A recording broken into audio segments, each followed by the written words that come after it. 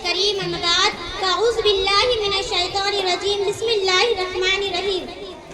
جناب صدر جلسہ، معزز اساتذہ اور میرے پیارے ساتھیوں، السلام علیکم۔ میرے تقریر کا عنوان ہے حضرت محمد صلی اللہ علیہ وسلم کا بچپن۔ میں اس تقریر کا آغاز ایک شعر سے کہنا چاہوں گی۔ ہر سیاہ رات میں سورج ہے چہرہ ان کا، ہر سیاہ رات میں سورج ہے چہرہ ان کا، وہ نہ آتے تو زمانے میں اندھیرا ہوتا۔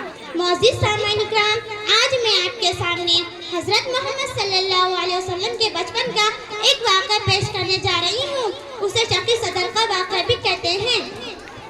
ایک دن آپ صلی اللہ علیہ وسلم چراگاہ میں تھے کہ ایک دم حضرت حلیمہ رضی اللہ عنہا کے ایک فرزند دوڑتے اور ہانپتے ہوئے اپنے گھر پر آئے اور اپنی ماں حضرت حلیمہ رضی اللہ عنہا سے کہا کہ اماں جان بڑا غضب ہو گیا۔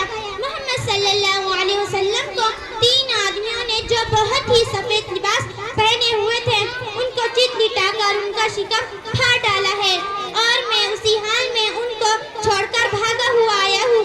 یہ سن کر حضرت حلیمہ رضی اللہ عنہا اور ان کے شوہر بہت گھبرائے اور حضرت آپ صلی اللہ علیہ وسلم بیٹھے ہوئے۔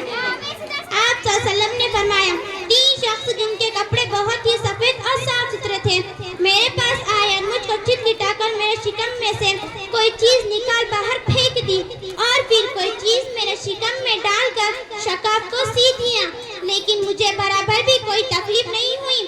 یہ واقعہ سن کر حضرت حلیمہ رضی اللہ عنہا اور ان کے شوہر بہت گھبرائے اور حضرت حلیمہ رضی اللہ عنہا آپ صلی اللہ علیہ وسلم کو لے کر مکہ مکرمہ آئی اور آپ صلی اللہ علیہ وسلم کو حضرت بی بی آمینہ رضی اللہ عنہا کے سپرد کیا۔